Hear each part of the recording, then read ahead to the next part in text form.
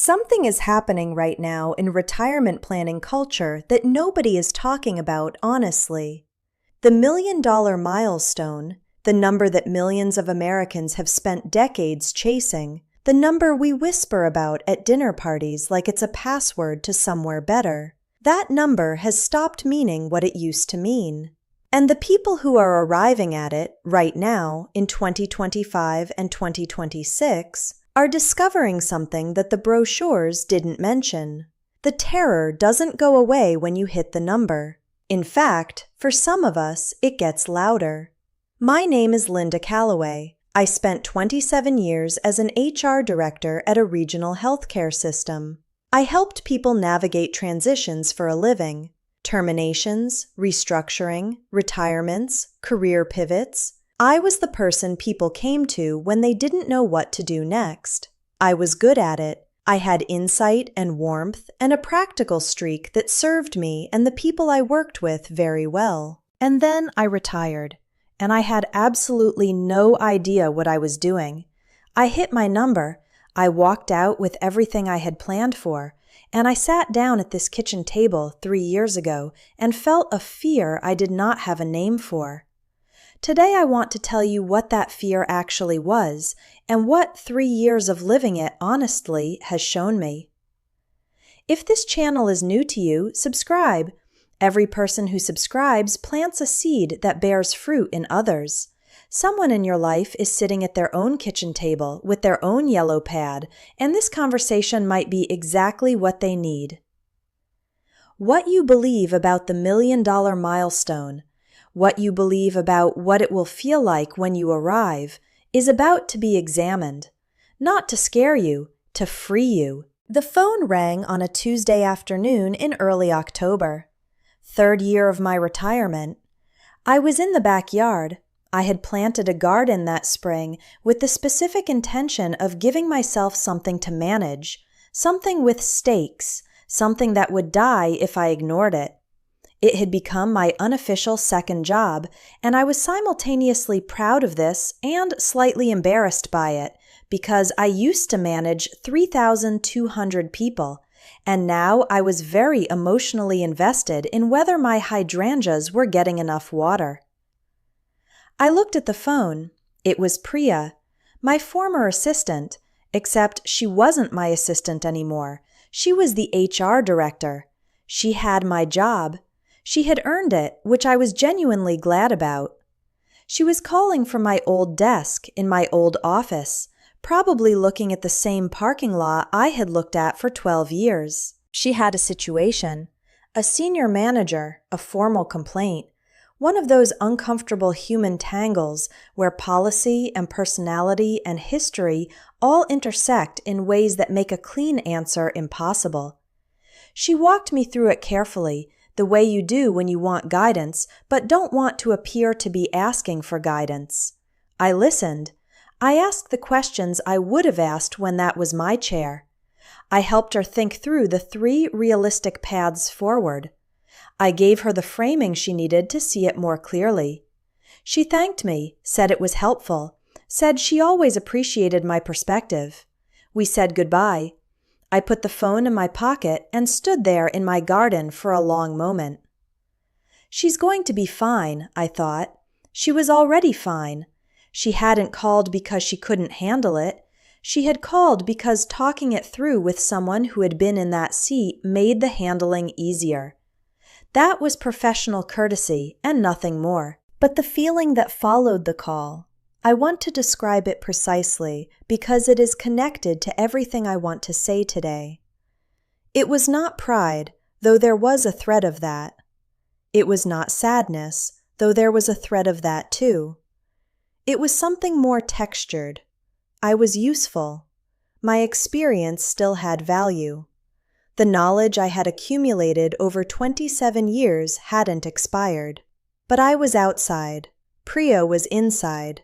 Inside the building, inside the structure, inside the ongoing human drama of an organization that hums along whether you're there or not. I was in my garden in October, and the hydrangeas were doing fine, and I was outside. 3 years in, that feeling is still present sometimes. Not as sharp as it was in year 1, but present. And here's the thing I want to say directly. Having $1 million in your account does not put you inside anything. Having the number doesn't buy you back into the structure you built your life around. It doesn't protect you from the exile feeling. It doesn't answer the question of who you are when the title is gone. That is the brutal reality. That is what nobody says. Let me tell you about the number. For most of my working life, starting in my mid-30s when I got serious about retirement planning, the $1 million figure operated in my mind as a psychological anchor. That is the right word for it, anchor. Not a destination exactly, not even primarily a financial target, an emotional promise, a private bargain I had made with myself. If I can get to $1 million, I will be okay. If I can get to that number, the fear stops. I have heard variations of this from nearly every person I have ever counseled through a career transition. The specific number is different for different people. For some, it is $500,000. For others, it is $2 million.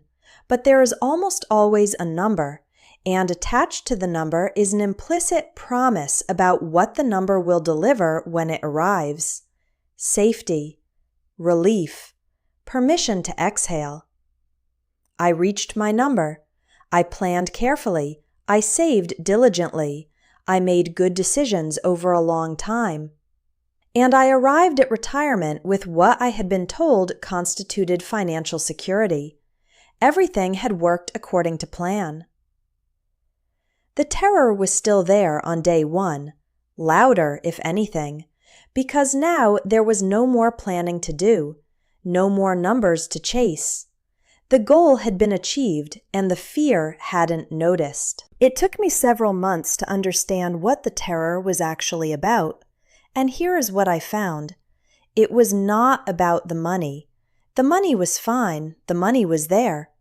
The terror was about the identity that had been attached to the money, and, more precisely, the identity that I had thought the money would replace once I didn't have the job anymore. I was Linda Calloway, HR Director, for 27 years. That was not just a job title. That was the architecture of my daily life.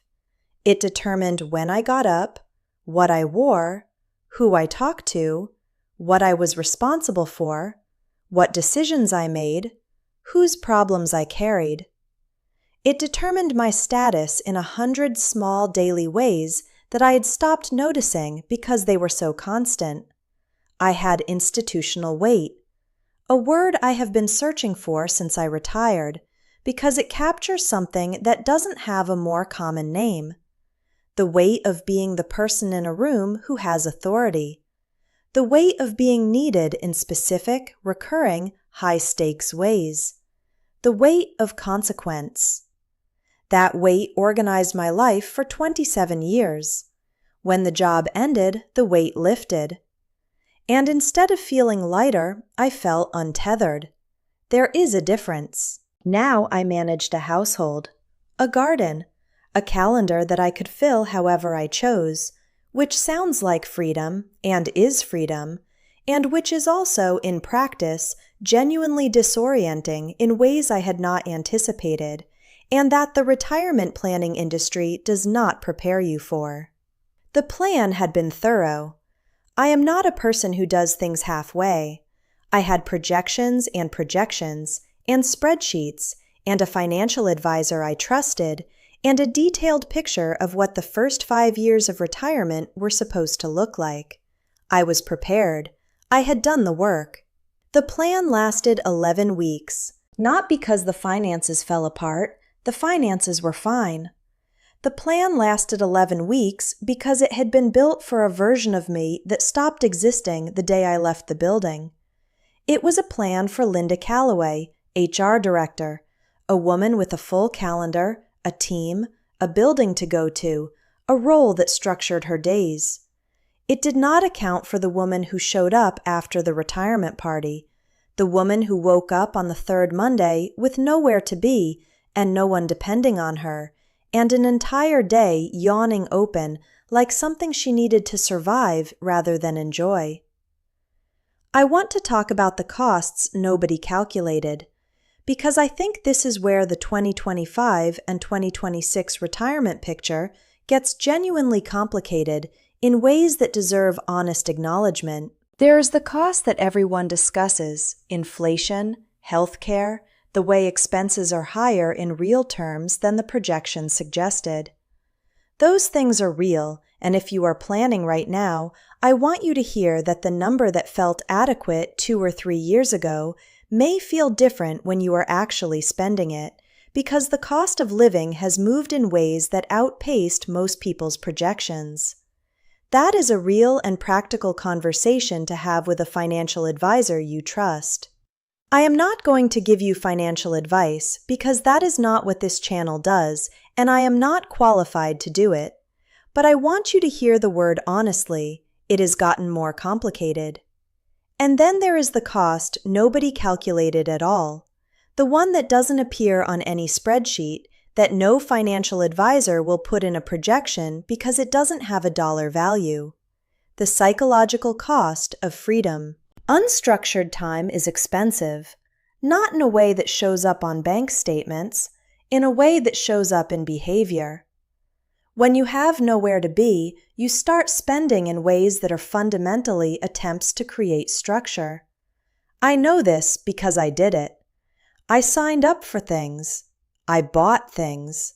I said yes to travel that I wasn't genuinely excited about, because at least travel has an itinerary, and an itinerary is a kind of structure, and structure is what I was missing, even though I couldn't articulate that clearly at the time. I joined a book club I didn't love because it created a Tuesday evening commitment. I started a kitchen renovation project in month 5 that was not necessary and that I now believe was, in retrospect, an elaborate attempt to give myself a project with phases and deadlines. I spent money on the garden beyond what the garden required because the garden was the nearest thing I had to a managed operation, and I was a manager without a mandate. None of this was irrational. It was human, but it was expensive. And it was expensive in a category that the retirement plan did not include, because the retirement plan did not account for the fact that I had been outsourcing my sense of purpose to my employer for 27 years, and that when the employer disappeared, I would need to reconstruct it from scratch, and that reconstruction has a cost. Let me reframe something. We talk about going broke in retirement as if it is purely a financial event, and financial stability matters enormously. I am not minimizing that. But the more common form of retirement bankruptcy, in my observation, is not financial. It is purposeful. It is social. It is structural. You can go broke of purpose. You can have a full account and an empty morning, and a growing, quiet certainty that what you do no longer matters to anyone. I have seen this happen to people I care about. Brilliant, accomplished people who shrank after retirement, not because their money ran out, but because the scaffolding of their significance had been entirely external, built inside an institution they no longer belonged to. When the institution moved on, there was nothing internal holding them up. You can go broke of connection. The colleagues who called every day when you were in the office call less and less as months pass, and you no longer share the current problems and the running jokes and the institutional memory of a place you both inhabit. The social fabric of a professional life is dense and rich, and we rarely appreciate it until it is gone. When it goes, the silence is louder than I expected. And I say that as someone who studied this dynamic in other people and thought I understood it. You can go broke of structure. The days stretch, the weeks blur. You lose track of what month it is, not dramatically, but genuinely, because the structure that created time markers, the fiscal quarters, the performance reviews, the annual benefits enrollment, the recurring rhythm of institutional life, that structure was your calendar, and without it, time becomes a different substance. That is the going broke that nobody talks about. That is the retirement bankruptcy that is happening quietly in living rooms and gardens all over this country, among people who did everything right financially and still found themselves impoverished in ways that money cannot fix. What did I find at the bottom of the terror? This is the part I want to be careful to say correctly. I found not disaster. That is the first thing. The bottom of the fear was not a cliff, it was a floor, and it was lower than I expected, but it held. I found that I was more resilient than the terror suggested, and that the darkness of year one was not a permanent condition, but a phase, the dark season that eventually gives way if you are willing to stay in it long enough to let it. What I found at the bottom was a question, a real one, simple in form and genuinely hard in content. What do I actually want this to look like? Not what am I supposed to do? Not what does a responsible, organized, capable 64-year-old woman do with her time and her savings and her years? What does Linda Calloway, not the HR director, just the woman, actually want? What does a good day feel like for her now in this specific life she is living? I had not asked that question in a very long time. I may never have asked it with real seriousness. My adult life had been organized around other people's needs, other people's transitions, other people's questions about what comes next. I had been so busy helping everyone else figure it out that I had postponed my own figuring out indefinitely. Retirement removed the postponement. Let me give you the honest 3-year account, because I think the curated version is useless, and the honest version might actually help someone. Year one was hard in ways I did not predict. The first 2 months felt like vacation, genuine relief, the physical release of a long-held exhale. I slept better immediately. I cooked actual dinners. I read books all the way to the end for the first time in years. I thought, this is it. This is what I've been working toward. Then October came, and with it the end of the vacation frame. Vacation ends. I did not understand, not really, that retirement does not end. It just keeps being itself. There is no September when you return to the building. And by October of year one, I was grieving in a way I didn't recognize as grief. I called it adjustment. I called it transition. I told people I was settling in. What I was doing was missing something I hadn't fully valued until it was gone.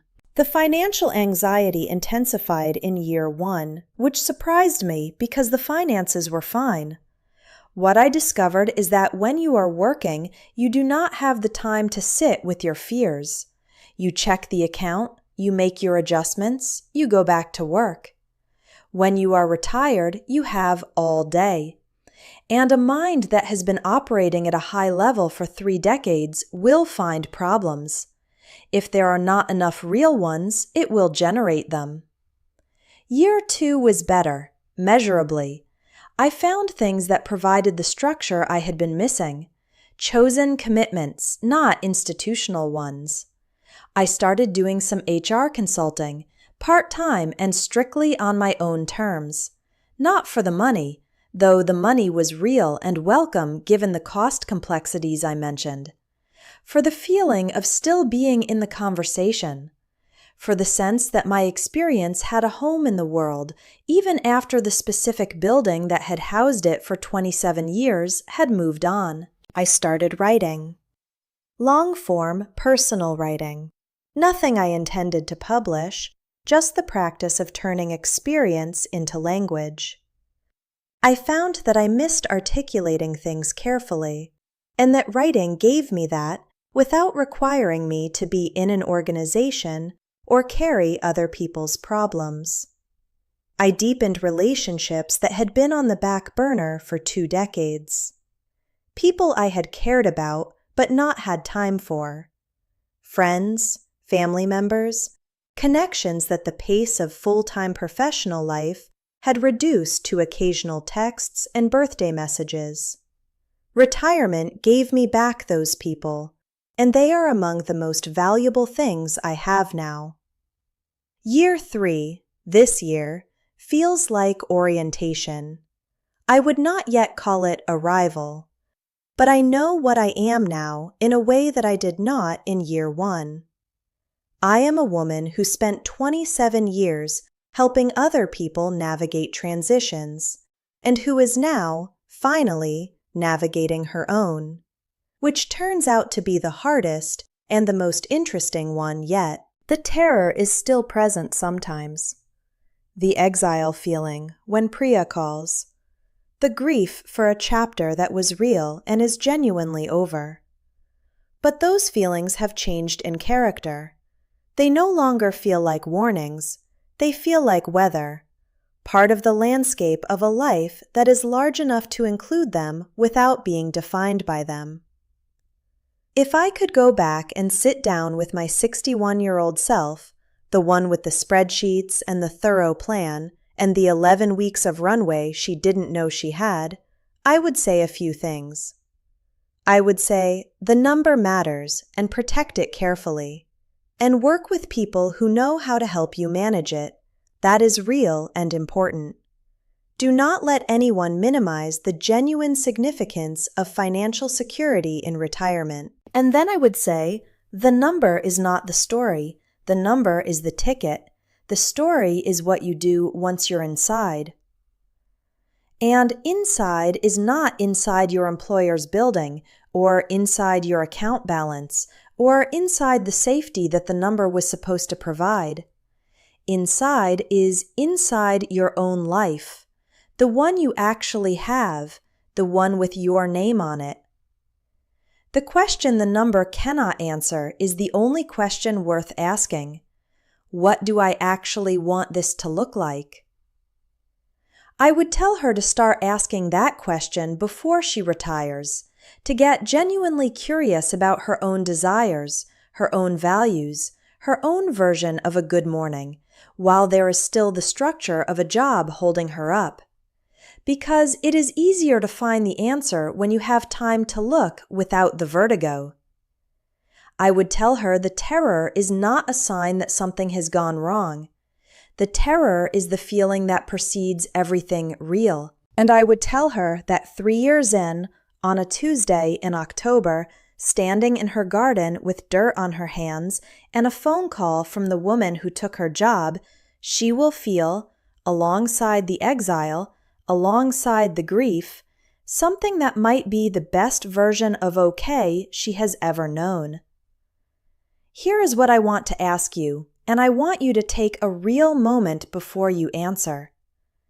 What did you think retirement was going to feel like? And if you're already there, what does it actually feel like? Not the version you'd say at a dinner party, the real version, the one you maybe haven't said out loud yet. Write it in the comments. I read every single one. And I promise you, whatever you write, someone else is going to read it and feel less alone in their own kitchen, with their own yellow pad, on their own terrifying and honest Tuesday morning. If this video helped you, if it named something you'd been carrying, subscribe. Every subscription plants a seed that bears fruit in others. Share this with someone in your life who is sitting at the edge of this decision. I am Linda Calloway. Thank you for trusting me with your time today. It matters more than you know.